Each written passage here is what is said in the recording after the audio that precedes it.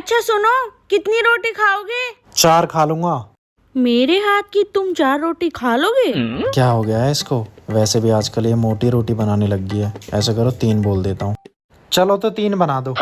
देख लो फिर नहीं खाई जाएं, रोटी बिगड़ के जाते हैं फिर। अरे यार फालतू में क्यों टेंशन पालना है, वैसे भी आज मुझे भूख कम है, 2 ही रोटी बोल देता हूँ। ऐसा करो तुम 2 बना दो। ठीक है 2 रोटी बना देती हूँ, पर दोनों खानी है, आजकल खाना छोड़ देते हो।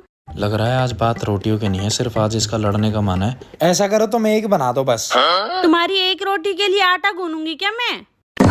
वेली समझ रखा है।